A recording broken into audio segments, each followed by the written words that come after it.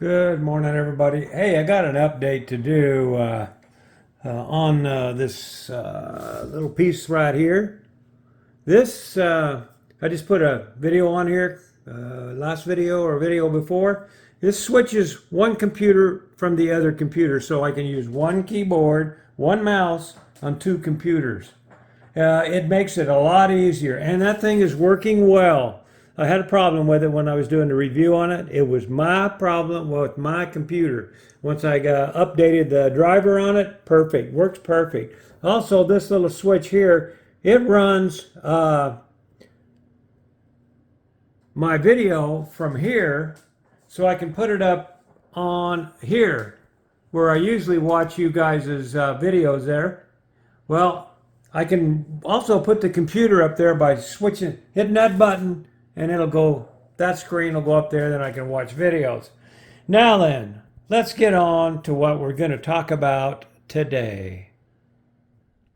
My lawyers, Ditcher, Quick, and Hyde, told me I should have a disclaimer on here and tell you that I'm affiliated with Amazon. I have no idea what this camera just did. Hey guys, I'm out here doodling. You seen the video? I just put batteries placement in there for my inverter. Well, let me explain something about that inverter. It's not a pure sine wave. It's a modified sine wave. And what I want to do is I've drawn as best as I can draw right down here. I did screw up one place. I'll show you. Anyway, I drew down here. I want to show you what the difference is. Okay, here we go. All right, now this is what your sine wave looks like in your home, your AC. It comes up, it goes down the negative, comes up, swoops up nice and even. It's supposed to be nice and even. Up towards your old positive, and then down to negative, and then that's what you're trying to get working in your RV or wherever you've got your inverter hooked up to. That's what you're striving for. Now, some people call pure sine wave machines, they say they do this. They do not. This is more or less what they do. Yeah, this is supposed to be each one of those, but I ran out of room. Anyway, they're pretty close. They copy it, but they zig a little. They zig a little and they zig a little back. That's your pure sine wave. That's what it would look like, okay? Now here's your square sine wave. This is not this. This is good to run about anything in your RV you're going to have. This will work. That's what I've been told. Like a disclaimer just said. I don't do this for a living. I've just been doing research. This is what I've found out. That will work about anything. The pure sine wave will work in your RV. That's what about every RV comes with. Now then, square sine waves look like this. They come up and they zap right through the middle and all the way up, and they go over. Then they come back down, and then they go over, and then they come up. Now this will run a lot of stupid devices. You know, like it'll run your drill. It'll run a lot of stupid things that don't have any electronics in it. Because you got to keep in mind, even your lights, they have dimmers on them, so you can dim them down and back and forth and all that. That one you can't, but you know what I mean. Okay, so this one you don't want to run in your RV. Now what I got in my RV, the one I just showed you, is this one right here. It is a modified sine wave inverter. And this is kind of what, forget that, don't look at that. Okay, this is what it does. It travels down here. This is your negative, if I didn't tell you that, and this is your positive, black and red.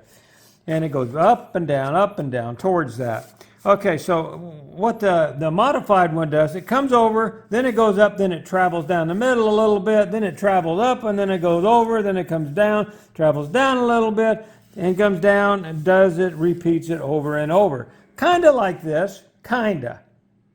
But this does the steps.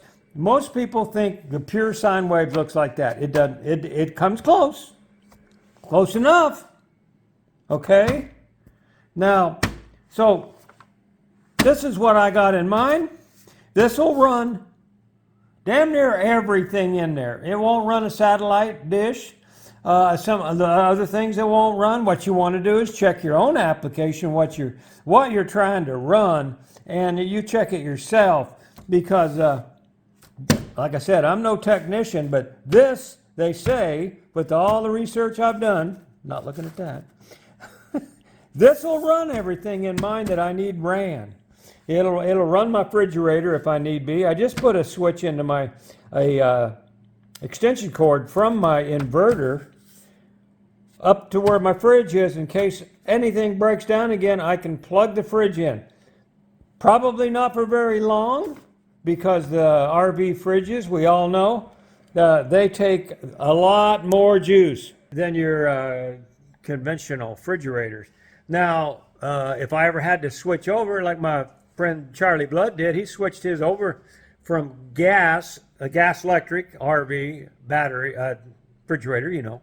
He switched over to pure electric.